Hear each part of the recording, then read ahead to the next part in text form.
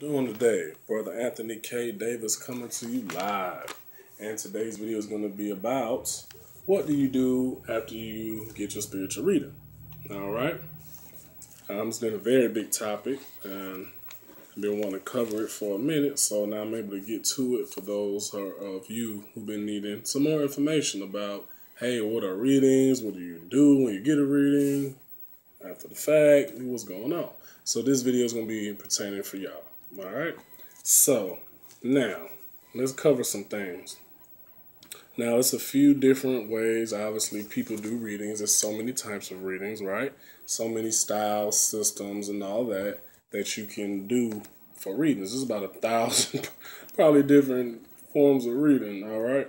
So what goes on is let's start with people. Everything starts with that individual person, their experience, who they are, where they come from, what style, system they use. Most people will let you know what type of reader they are, and you should ask that, okay?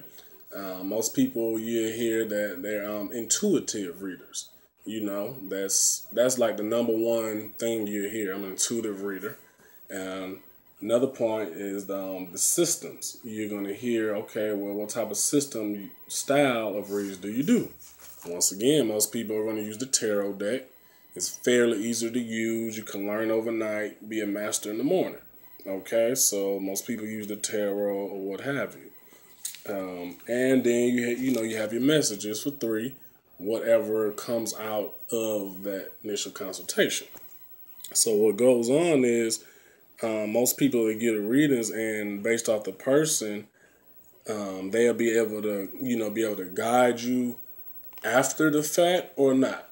Because most people are only able to show you what the oracles is talking about. So if you pull a certain card, they're able to tell you what's going on in your life based off that card pull. And then they say, well, I'm going to use my intuition to determine what I think and feel about it. Now, most people, they don't tell people why they come for consultation. Some people do. You see what I'm saying? So it really all depends, y'all. So it's a lot when it comes to these readings. Now, the majority of times, once you get your reading, I mean, that's pretty much it. You know what I'm saying? There's really no anything afterwards until you get the next reading if you decide to, right? So what I like to do, and others in my network and others across the world, because it is a difference, different levels of aspects of readings, right? So what most people do is once you had your reading, you should be able to, there should be some form of ritual spiritual work to do after that reading, depending on who you are, what you're using. This is not for everybody, but for me personally, once that message comes up, I would need to know, hey guys, well, what you come to consultation for? You know what I'm saying? And that's not to ask you anything so I can figure it out. It's like, no, let's think practical. You have a problem, I have some solutions, but what exactly is your problem so I can give you the exact solution, right? So with our honesty and our situations, calculations, we able to figure these things out. All right. So let's see. Okay, so once you get the reading, it comes with a remedy. That remedy might be, okay, well, you should work with this spirit, or this will be your animal totem, or this is your life path number, or whatever the case might be. It's a form of work after the reading. The reading is just the first initial step, right, to see what's going on in one's life. Because you're taking all your thoughts and putting it on this map. And then we determine what objects to use, what is it saying, how it falls, and things like that, plus intuition. So it's a whole combination of things. All right. So most of the times, if you're doing like the cards or something, most people aren't able to tell certain things. They might see, depending on the person, they might see death in your chart. They might see love in your chart. But it's like, okay, if somebody pulls a death card, it's like, you got death in your chart. It's like, okay, I got death in my chart. What do I do? How do I avert death? That's a very scary feeling. Somebody will tell you that somebody you know or you gonna die. So I personally hate telling people that because most people think you just trying to say something so you can get money. And that's not the case. I honestly would prefer not to tell you you're gonna death is around you because death is a real actual spirit, right?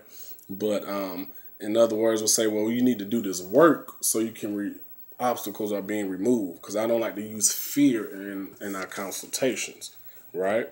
So remedy and strategy. You gotta get the work done from your reading. Most people fail because they don't follow up with the reader or the work, right? They either don't listen to the advice so many times because, hey, it's free will. It's not even the divineness point after that. It's up to the individual, right? And then most people, they can't afford the work. And me personally, that has been a really, really, really big issue. Because I remember, about what, 7, 8 years ago when I was first coming into readings, I couldn't afford everything that came out initially with the readers. It might be, okay, you need this, you need this, you need this. But I was able to still make that sacrifice and say, you know what, let me take this money, flip it. It's another form of investment. The greatest investment you can have is in you. You see what I'm saying? So I said, okay, let me get this. And guess what, y'all? It paid off. Years later, now I'm sitting here on top of the world doing readings internationally for many people. Black, white, Chinese, you name it. So this is some real stuff. But that's because I've took the time and the money and I've learned and I went through all the hard work and practices to learn this. It was already a natural thing, but now you're like, okay, well, it's natural for me, but how can I help others do it? You see, so that's why what I do now is when you get a reading from our services, Knowledge is Power, what we're going to do is help you. If you can't afford anything, we have a program for you to help afford your work. You see what I'm saying? It's beyond money. Let's go ahead and get money out the way so we can focus on the higher things. You see what I'm saying? I hate money on one end, but guess what? It's a spiritual tool. So, guys, that's been a lot of things. It is so much that comes out of one reading. You guys, it could be where you could be told to deal with a certain spiritual kingdom. You see what I'm saying? And it's like, hey, well, let's get to work. So, guys, just know that depending on who you're working with and what you're doing will determine if you're going to receive clarity or not. And, of course, yourself, because ultimately this is you. Everybody has a natural instinct of reading or intuition, right? So the difference between people that just regularly have that ability and people like myself and others, we put time, energy, and work into developing it, just like a basketball player practices, just like a football player practices, just like a martial arts person practice. We work hard, study hard, and train hard in the same way. So I love you all. I hope this was helpful. Most definitely some good readers out there. I highly suggest you get one if you haven't had one, because it's a lot of power behind it, especially if you're new to the spiritual path. That's one of the first things you want to do. You can go on my channel and look at Introduction to Spirituality. I laid out a list of what you should or shouldn't do when it comes to like you're first new on the path, which is very important. You see, so guys, let's turn up. Let's come together. Let's learn. Let's study, and let's go hard into the spiritual sciences. I love you all. Peace.